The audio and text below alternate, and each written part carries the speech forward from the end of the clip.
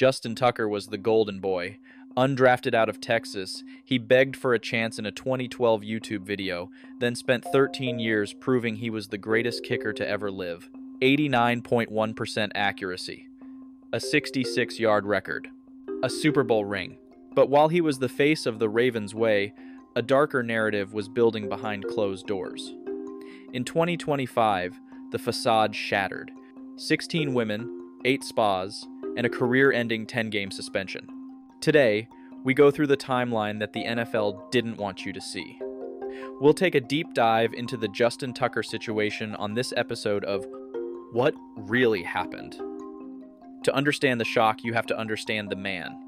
On the 28th of March 2015, Tucker married his longtime high school girlfriend, Amanda Bass, in a high-profile ceremony in Dripping Springs, Texas. Teammates like Joe Flacco were there. By 2016, they had a son, Easton. Tucker wasn't just a player. He was a brand, the family man, who sang opera and never missed. But the field was the first place the cracks showed. In 2024, the cheat code glitched. He hit a career-low 70, 3.3% of his kicks. While fans worried about his leg strength, the Baltimore Banner was about to reveal that his leg was the least of his problems, depending on what leg you're talking about. On the 30th of January 2025, the Baltimore Banner published the results of a massive investigation. It started with 6 therapists. By February 16, it was 16 women. The allegations covered his entire peak, from his 2012 rookie year through 2016. The patterns of behavior. While many of the women chose to remain anonymous to avoid public backlash, their accounts shared strikingly similar patterns of behavior during sessions at 8 different Baltimore area spas. 5 women reported that Tucker would request massage work specifically on his pelvic region or inner thighs while he had an erection. They alleged he would repeatedly wiggle his pelvis to deliberately undo the drapes, the sheets used for modesty, to expose his genitals. 2 therapists provided first-hand accounts of Tucker making unwanted physical contact by brushing his exposed penis against their hands or arms while they were attempting to perform the massage.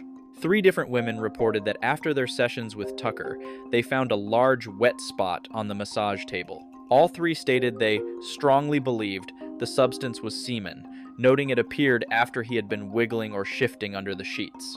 The reports detailed how some therapists became so uncomfortable that they developed specific techniques to handle his sessions.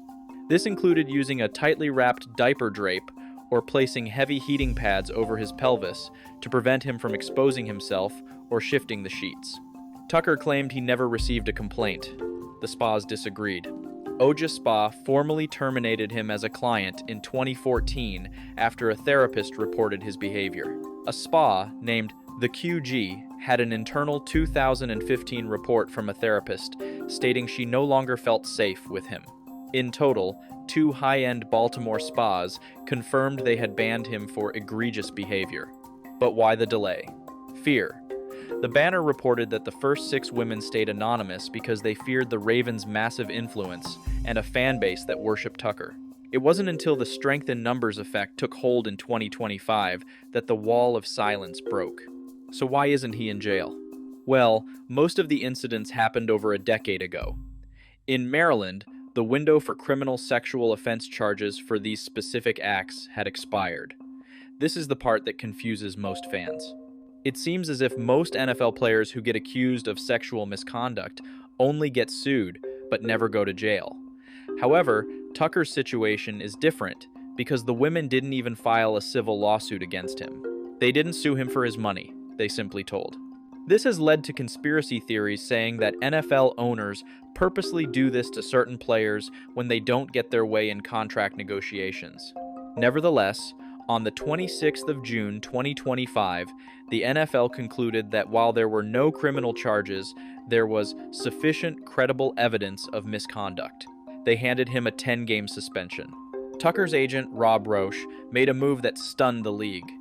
He didn't appeal. He accepted the suspension without any pushback. By accepting the 10 games, Tucker ensured he would never have to testify under oath, effectively closing the book on a public discovery process that could have been even more damaging. On the 5th of May 2025, the Ravens cut him. They called it a football decision, But the money tells a different story. Tucker had $7.5 million remaining on his deal. By cutting him as a post-June 1 release, the Ravens took a massive dead cap hit spread over 2 years. They saved $4.2 million in cap space, but they lost the best kicker in history for a 6th-round rookie, Tyler Loop. The Ravens claim it was about his 73% accuracy. Critics say it was about the 16 women. If it were just about football, wouldn't you let the GOAT try to win his job back in camp? The drafting of Tyler Loop was the trap door. The allegations were the reason to pull the lever. It is now the 14th of January, 2026. Justin Tucker's suspension is over. He is a free agent.